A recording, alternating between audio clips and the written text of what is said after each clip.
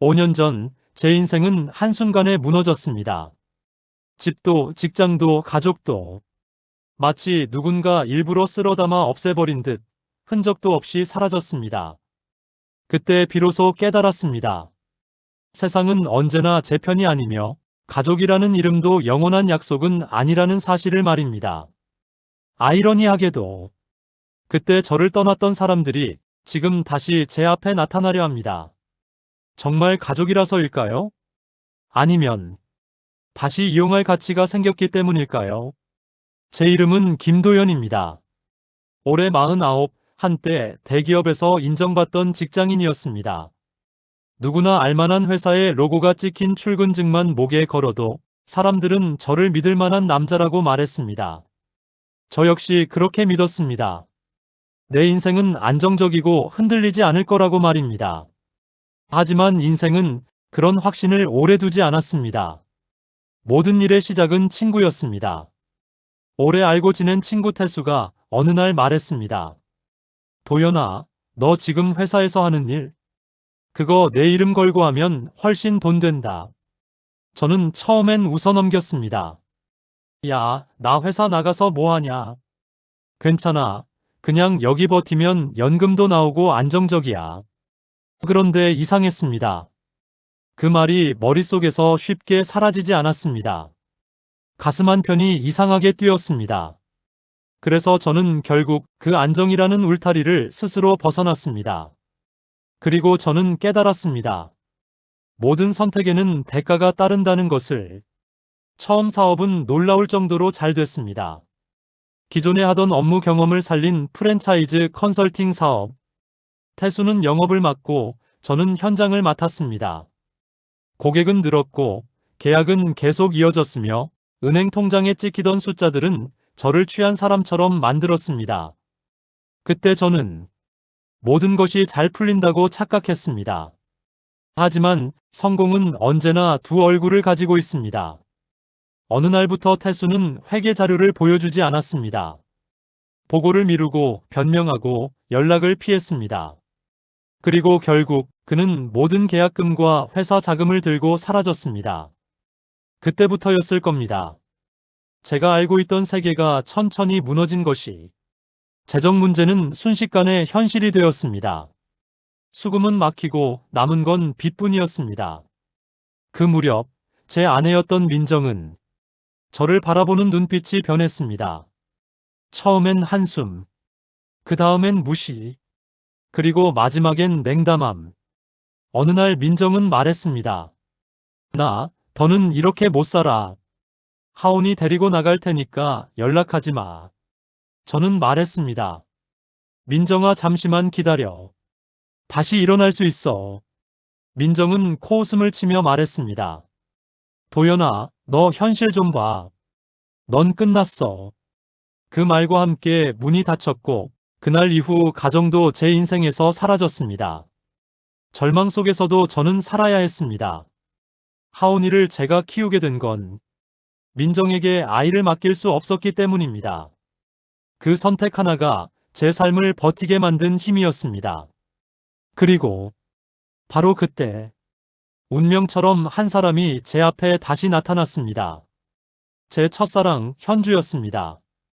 현주와 처음 다시 마주한 그날, 저는 생각보다 많은 말을 쏟아냈습니다. 마치 숨겨두었던 게 터져나온 사람처럼 멈출 수가 없었습니다. 우리는 카페 구석, 사람들이 거의 없는 자리에서 마주 앉았습니다. 커피는 식어갔지만 이야기는 점점 더 깊어졌습니다. 잠시 망설이다가 저는 먼저 말했습니다. 나 이혼했어. 현주는 놀라지 않았습니다. 대신 조용히 제 눈을 바라봤습니다. 저는 이어서 말했습니다. 회사 망했고 그 후엔 뭐든 안 풀리더라. 솔직히 말하면 요즘은 좀 버티는 느낌이야. 입 밖으로 꺼내는 순간 그 말이 제게도 현실처럼 느껴졌습니다. 저는 웃으려 했지만 웃음은 나오지 않았습니다. 그러자 현주가 조용히 말했습니다. 도연아, 숨 쉬어도 돼. 지금 너 괜찮아. 그 말이 참 이상했습니다. 마치 고생 많았다라는 말보다 더 따뜻했습니다. 잠시 침묵이 흘렀습니다. 저는 자연스럽게 되물었습니다. 넌 어떻게 지냈어?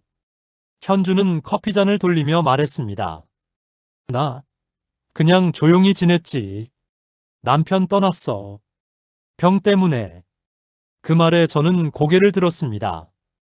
그리고 말했습니다. 미안하다. 현주는 작은 미소를 지었습니다. 괜찮아. 시간이 많이 지나서. 이제는 그냥 기억이야. 그때였습니다. 제가 가장 꺼내고 싶지 않았던 이야기가 떠올랐습니다. 과거, 우리가 헤어진 이유. 자꾸 생기던 소문. 자꾸만 엇갈리던 감정. 말하지 못했던 마음. 저는 조심스레 물었습니다. 그때 왜 아무 말도 안 하고 떠났어? 현주는 한참 동안 대답하지 않았습니다. 밖에서는 사람들이 웃고 떠드는 소리가 들리고 창문 너머엔 학교 끝난 초등학생들이 뛰어가는 모습이 보였습니다. 그리고 그녀가 말했습니다. 그때 우리가 서로 좋아한 건 맞았어. 근데 주변에서 말이 너무 많았잖아. 맞았습니다. 그땐 어른이 아니라 상처에 따라 흔들리는 어린 연애였습니다. 현주는 다시 말했습니다. 도연아, 기억나? 넌 나랑 있어도 행복한 사람이 아니다. 그 소문. 그 말에 목이 잠시 멈췄습니다. 그 소문은 제가 들었던 말이기도 했습니다. 그때 저는 대답했습니다. 난 네가 떠난 게 아니라, 내가 널 지킨 게 아니라, 그래서 끝난 줄 알았어. 현주는 잠시 고개를 숙였다가 다시 저를 바라봤습니다. 그럴 만큼 내가 너한테 소중했어. 저는 아주 조용히 단 하나의 단어로 답했습니다. 그랬지. 그 순간 이상하게도 과거의 아픔보다 지금의 따뜻함이 더 크게 느껴졌습니다. 어색하지 않았습니다. 마음 한 구석이 오랜만에 숨을 쉬는 것처럼 느껴졌습니다. 우리는 카페를 나와 잠시 거리를 걸었습니다. 가로등 불빛이 길게 늘어져 있었고 바람은 차가웠지만 이상하게 따뜻했습니다. 현주가 말했습니다. 희한하지? 옛날엔 서로 좋아하면서도 왜 그렇게 멀어질 수밖에 없었을까? 저는 천천히 웃으며 말했습니다. 우리가 그때는 어른이 아니었으니까. 현주는 조용히 고개를 끄덕였습니다. 현주를 다시 만난 날, 집으로 돌아오는 길에 바람은 생각보다 매서웠습니다. 그런데 이상하게도 마음은 따뜻했습니다. 반가움, 미안함, 설렘, 그리고 두려움. 이게 단순한 우연일까? 혼잣말처럼 중얼거리며 걸었습니다. 며칠 뒤 현주는 조심스레 말을 꺼냈습니다. 도연아, 나 건물 지하에 쓸 수 있는 공간이 있어. 그 목소리는 기대보다 걱정과 배려가 더 담긴 톤이었습니다. 저는 잠시 망설였지만 결국 고개를 끄덕였습니다. 그 공간을 처음 봤을 때 낡은 유리창에는 먼지가 가득했고 배수관에서는 가끔씩 쿵 하고 울리는 소리가 났습니다. 정말 누가 보면 그냥 창고 같았죠. 하지만 그 순간 저는 한 가지 생각만 했습니다. 여기서 다시 시작할 수 있다. 하온이는 그 공간을 뛰어다니며 말했습니다. 아빠, 여기 우리 회사야. 저는 그 말에 웃으며 답했습니다. 그래. 여기서 아빠가 다시 일해볼 거야. 그 말은 단순한 대답이 아니라 저 스스로를 향한 다시 한 번의 다짐이었습니다. 오랫동안 보지도 않던 자료들을 다시 꺼냈습니다. 식품 유통 구조, 온라인 공급망 분석, 브랜드 경쟁 구조 도식, 제가 예전에 하던 일들. 과거의 실패를 직면하는 건 쉽지 않았지만 이번엔 느낌이 달랐습니다. 남의 꿈을 좇는 게 아니라 내가 해왔던 일, 내가 할 수 있는 일. 그걸 기반으로 다시 시작하는 느낌이었습니다. 며칠 동안 밤을 거의 새다시피 했습니다. 책상엔 문서, 분석표, 정리된 공장 리스트가 쌓여갔습니다. 그때 현주가 사무실에 들렀습니다. 하온아, 이모랑 산책 다녀올까? 하온이는 대답도 없이 손을 끌고 나갔습니다. 그 모습을 바라보며 저는 조용히 읊조렸습니다. 저 아이는 내가 생각하는 것보다 더 빨리 성장했구나. 밤새 만든 문서를 현주에게 건넸을 때 그녀는 오래도록 아무 말 없이 페이지를 넘겼습니다. 그리고 조용히 말했습니다. 도연아, 이 정도 완성도면 다시 제대로 시작할 수 있어. 그 말에 오랫동안 얼어있던 제 마음이 풀리는 느낌이었습니다. 며칠 뒤 첫 이메일 답장이 왔습니다. 검토 후 미팅 제안드립니다. 단 4줄짜리 문장이었지만 저는 그걸 보고 손이 떨렸습니다. 미팅 날 오랜만에 정장을 입고 넥타이를 매며 거울 속 제 모습과 마주했습니다. 그래, 한 번 더 해보자. 회의는 예상보다 치열했고 질문도 날카로웠습니다. 하지만 이상하게도 긴장보다 익숙함이 먼저였습니다. 그건 제가 겪어온 수년의 경험이었습니다. 회의가 끝날 즈음 담당자가 말했습니다. 김도연 대표님, 저희 이 방향으로 진행합시다. 순간 대표님이라는 말이 귀에 오래 남았습니다. 그날 밤 현주가 조용히 물었습니다. 어땠어? 저는 의자에 앉아 넥타이를 풀며 한숨처럼 답했습니다. 됐다. 그리고 조금 뒤 진짜로 웃음을 지었습니다. 이제 사업은 조금씩 퍼지기 시작했습니다. 전국 유통망 중견업체들이 제안서를 요청했고 온라인 식자재 기업과 상담도 이어졌습니다. 새로운 프로젝트는 늘 자금이 문제였습니다. 그때 현주가 말했습니다. 필요하면 말해. 빌려주는 게 아니고 투자야. 저는 순간 당황해 말했습니다. 야, 내가 언제 돈 빌려달라고 했냐. 그냥. 현주는 제 말을 끊으며 말했습니다. 도연아, 나는 네가 다시 무너지는 걸 보고 싶지 않아. 그 말에 아무 대꾸도 못했습니다. 그날 밤 오랜만에 울었습니다. 얼마 뒤 투자 계약서를 작성했고 사업은 더 탄력을 받기 시작했습니다.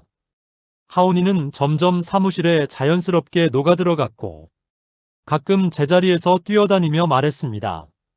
아빠 회사 진짜 멋있어. 그 말이 저를 버티게 했습니다. 시간이 지나 우리는 지하 사무실을 떠나 현주의 건물 5층으로 이사를 갔습니다. 사무실을 확장하던 날 저는 벽에 새로 설치된 로고를 바라보며 속삭였습니다. 드디어 회사 같아졌어. 책상이 놓이고 회의실 의자가 줄지어 들어왔습니다. 벽에는 첫 계약서와 매출 성장표가 붙었고 그 아래에는 하온이가 그린 그림이 붙었습니다. 아빠 회사 최고. 그 글자를 볼 때마다 저는 지금까지 버텨온 시간이 헛되지 않았다고 느꼈습니다. 현주는 늘 조용히 제 옆을 지켜줬습니다. 필요한 자금이 부족할 때 현주는 아무 말 없이 제게 말했습니다. 빌려주는 거 아니야. 투자야. 그녀의 눈빛은 확고했습니다. 동정도 연민도 아닌 신뢰였습니다. 그 믿음이 제 어깨를 펴게 했습니다. 하온이는 점점 더 밝아졌습니다. 현주가 오면 뛰어가 안겼고 손을 잡고 공원에 가거나 새 사무실에서 그림을 그리며 놀았습니다. 어느 날 하온이가 조용히 말했습니다. 아빠, 현주 이모가 우리 가족이면 좋겠다. 저는 대답하지 못했습니다. 하지만 제 마음속에서도 그 바람이 서서히 자리 잡고 있었습니다. 새로운 계약을 마치고 커피를 마시며 잠시 쉬고 있을 때였습니다. 모르는 번호로 전화가 왔습니다. 받았습니다. 도연 씨 나야. 민정이. 순간 숨이 멈췄습니다. 민정의 목소리는 예전 그대로 부드러웠지만 이상하게 차갑게 느껴졌습니다. 하온이가 너무 보고 싶어서 혹시 시간 좀 낼 수 있을까? 저는 잠시 침묵한 후 말했습니다. 알겠어. 시간 맞춰볼게. 전화는 거기까지였습니다. 하지만 뭔가 묘했습니다. 이미 예고된 느낌. 그녀는 연락 없이 사무실로 왔습니다. 하온이는 굳었습니다. 엄마. 민정은 화장도 옷도 완벽했습니다. 하지만 눈빛은 어딘가 조급하고 날카로웠습니다. 저는 말했습니다. 왜 연락도 없이 온 거야? 민정은 미소를 띠고 말했습니다. 하온이가 엄마 보고 싶어 했잖아. 그래서 왔지. 그 목소리는 마치 모든 상황을 당연하다고 말하는 것 같았습니다. 현주가 뒤에서 하온을 안고 있자 민정의 표정이 단단히 굳었습니다. 그녀는 느린 속도로 말을 꺼냈습니다. 근데 남녀가 이렇게 붙어 있으면 사람들이 이상하게 볼 수도 있잖아. 저는 숨을 깊게 들이쉬고 말했습니다. 민정아, 그만해. 아이 앞에서 이러지 마. 민정은 웃음으로 가려진 도끼를 꺼냈습니다. 도연 씨, 하온이가 엄마도 필요한데 이렇게 다른 여자가 아이 돌보는 것도 좀 이상하잖아. 그 말은 차갑게 꽂혔습니다. 하온이는 불안한 표정으로 제 옷자락을 잡았습니다. 며칠 뒤 사무실 근처 카페, 회사 앞 주차장, 하온이 학교 근처. 민정은 우연을 가장한 우연을 계속 만들어냈습니다. 그리고 어느 날 저를 따로 불러 말했습니다. 우리 다시 생각해보면 안 돼. 하온이를 위해서. 저는 단호하게 말했습니다. 민정아, 우린 이미 끝났어. 민정은 표정을 굳히며 말했습니다. 하온이는 엄마가 필요해. 그리고 너도 아직 날 잊지 못했잖아. 저는 처음으로 분명하게 말했습니다. 민정아, 진짜 그만해. 민정은 더는 숨기지 않았습니다. 그녀는 말했습니다. 사람들이 현주를 어떻게 보는지 알아? 너 이용한다고 하잖아. 회사도 너도. 그 말은 견제였고 위협이었습니다. 저는 천천히 말했습니다. 내가 뭐라 말해도 상관없어. 근데 하온이 이용하지 마. 그건 용서 못해. 민정의 표정은 처음으로 무너지는 듯 했습니다.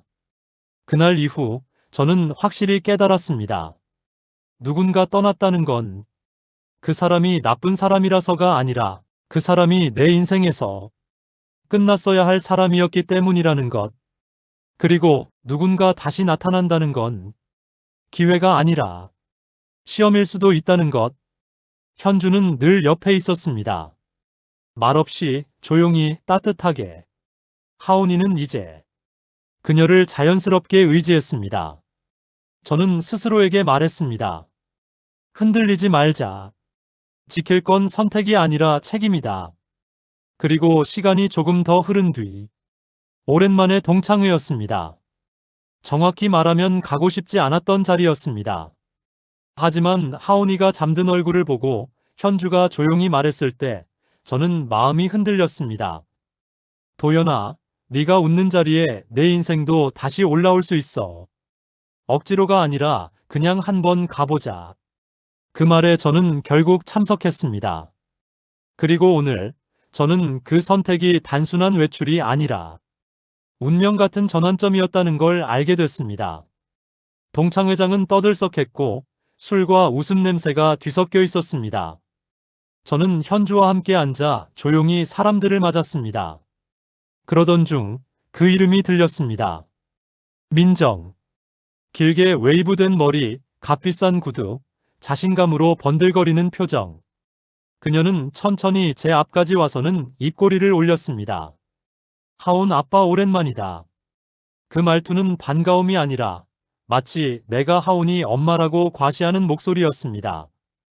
그리고 이어지는 시선은 자연스럽게 현주에게 꽂혔습니다.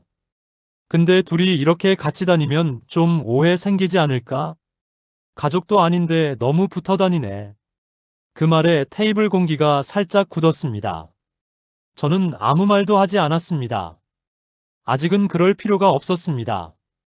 잠시 뒤 한 동창이 제 어깨를 두드렸습니다. 도연아, 잠깐 나와. 밖은 밤 공기가 차가웠습니다. 그 친구는 한 번 숨을 들이쉬고 마치 말하기 무서운 듯 조심스럽게 말했습니다. 너 민정이 왜 너랑 이혼했는지 진짜 이유 아직 모르지? 저는 말없이 그를 바라봤습니다. 그러자 그는 단호하게 말했습니다. 그때 내 사업 망했을 때 민정이 내 동업자 태수랑 바람났었어. 둘이 해외 갔다더라. 순간 귀가 멍해졌습니다. 태수. 나를 배신하고 사업 자금까지 들고 사라진 이름. 그 사람과 내 아내가. 친구는 계속 말했습니다. 그리고 내가 다시 재기한다는 소문 돌자마자 태수랑 끊고 너한테 연락한 거래. 하온이를 핑계로.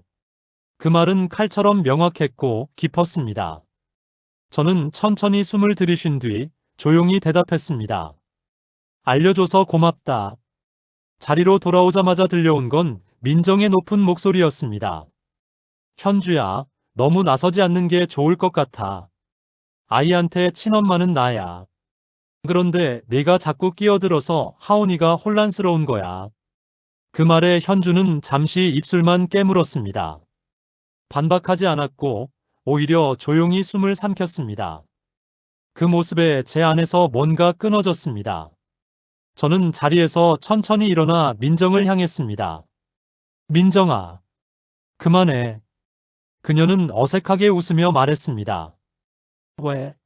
나 틀린 말 안 했는데? 저는 웃었습니다. 처음으로 비웃음이었습니다. 붙은 건 현주가 아니라 너였어. 민정의 눈빛이 흔들렸습니다. 그러자 저는 더 이상 숨기지 않고 말했습니다. 너 이혼 전에 태수랑 바람났었지. 그때 나 망했을 때 넌 남편이 아니라 돈을 택했어. 동창 회장은 이미 조용해져 있었습니다. 누군가는 놀라 입을 가렸고 누군가는 휴대폰을 내려놓지 못했습니다. 그리고 중심에는 민정이 서 있었습니다. 화려하던 표정은 사라지고 그 대신 당황, 증오, 두려움, 불안이 뒤섞인 표정만 남아 있었습니다. 그녀는 제 말이 끝나자마자 외쳤습니다. 거짓말이야. 다 오해야. 내가 왜 그런 일을 했겠어? 하지만 동창들 사이에서 누군가 말했습니다. 야, 그 소문 다들 들었었어. 근데 사실인지 몰라서 그냥 넘어간 거였지.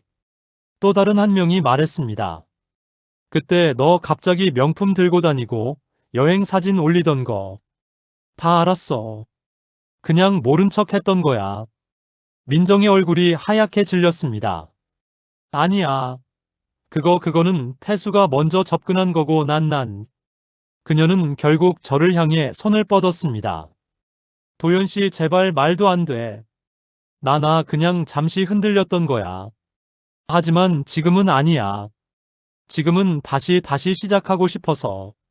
그 목소리는 진심이 아니라 잃어버린 위치와 자존심을 되찾고 싶은 절박한 소리였습니다. 저는 움직이지 않았습니다. 그녀는 더 가까이 다가와 제 옷깃을 잡았습니다.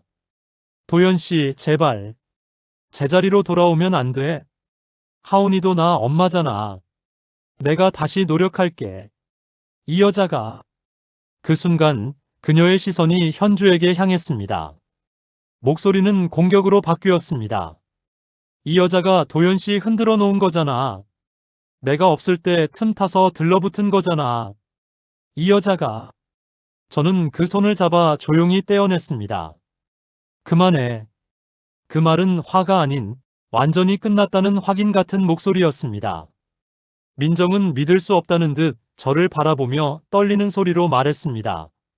나 아직도 당신 사랑해. 저는 잠시 숨을 쉬고 단호하게 말했습니다. 아니, 넌 날 사랑한 적 없어. 민정이 굳었습니다. 넌 내가 가진 걸 사랑했고, 내가 만들어주던 자리, 내가 제공하던 안정, 그리고 내가 내 옆에 서줬다는 이미지를 사랑했지. 주변이 숨소리조차 멈춘 듯 조용해졌습니다. 그리고 저는 마지막으로 말했습니다. 민정아, 너는 나를 떠난 게 아니라 너한테 더 유리한 선택을 한 거야. 근데 지금 다시 그 선택의 결과가 돌아온 거고.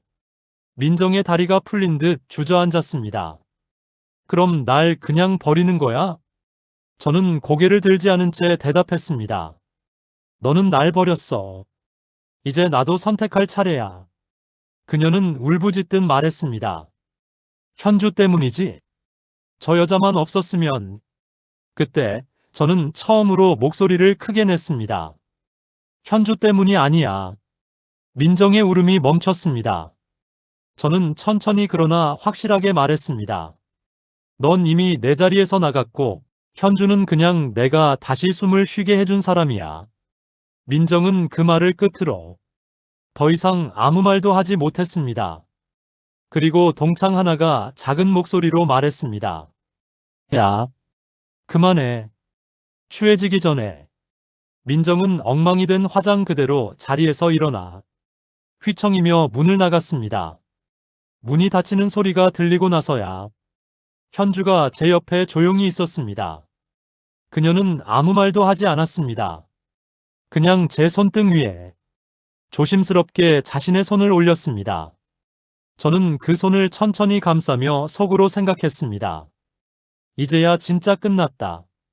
퇴근길 마음속으로 한참을 망설였습니다. 한참을 걸었다가 돌아가고 다시 마음을 다잡고 건물 앞에 섰습니다. 지하 사무실 대신 이제 우리 회사 로고가 걸린 5층. 저는 깊게 숨을 들이쉬고 천천히 문을 열었습니다. 책상에 기대어 서류를 정리하는 현주가 보였습니다. 그 모습이 이상하리만큼 따뜻했습니다. 마치 오랜 집으로 돌아온 것처럼 마음이 잠시 놓였습니다. 왔어요? 현주가 고개를 들며 미소 지었습니다. 저는 품에서 작은 주머니를 꺼냈습니다. 손이 떨렸습니다. 가슴이 뛰었고 마음속에서 수많은 지난 날이 스쳐갔습니다. 민정과의 일 사업 실패, 하온이와 함께한 시간, 현주가 곁에 있어준 모든 순간. 저는 숨을 고르고 작은 손을 살짝 떨며 주머니를 열었습니다. 그 안에는 아주 작은 반지 하나가 들어있었습니다. 현주야. 현주는 눈을 크게 뜨고 저를 바라봤습니다. 내가 가진 게 없던 시절에 넌 나를 챙겼어. 도망치지 않았고, 나 대신 하온이를 걱정해줬고, 내가 다시 사람답게 설 수 있도록 지켜줬어. 말이 끝나자 현주의 눈가가 조용히 흔들렸습니다. 저는 깊게 숨을 들이쉬며 떨리는 목소리로 말했습니다. 나랑 같이 살아줄래? 현주는 잠시 말이 없었습니다. 손이 떨리는 듯 제 손을 잡으며 아주 작은 목소리로 말했습니다. 나도 그렇게 되고 싶었어요. 그 순간 뒤에서 작은 발소리가 들렸습니다. 하온이가 눈을 동그랗게 뜨고 다가왔습니다. 아빠 진짜야? 현주 이모가 우리 가족 되는 거야? 저는 웃으며 하온이의 어깨를 감싸 안았습니다. 응, 괜찮겠어? 너도 현주 이모 좋아해? 하온이는 잠시 머뭇거리더니 조심스레 현주에게 다가가 말했습니다. 엄마라고 불러도 돼. 그 순간 현주의 눈물이 조용히 떨어졌습니다. 그 눈물은 긴 시간 참아온 그리움이 녹는 눈물이었습니다. 현주는 하온이를 끌어안으며 말했습니다. 그렇게 불러주면 내가 더 고맙지. 저는 마음속으로 천천히 확신했습니다. 드디어 내 인생이 다시 제자리를 찾았구나. 삶은 때때로 잔인합니다. 믿었던 사람에게 버림받고 모든 걸 잃고 홀로 남겨질 때도 있습니다. 하지만 그 끝이 아닐 수도 있습니다. 때로는 무너져야 진짜 옆에 남는 사람을 알게 됩니다. 그리고 그 사람과 다시 시작한 삶은 예전보다 조금 더 단단하고 조금 더 따뜻하며 조금 더 어른입니다. 저는 이제 확신합니다. 행복은 많은 사람과 사는 것이 아니라 끝까지 남아준 단 한 사람과 사는 것이라는 걸. 이 이야기가 여러분 마음에 작은 위로가 되셨다면 구독, 좋아요, 그리고 알림 설정 부탁드립니다. 다음 이야기도 놓치지 마세요.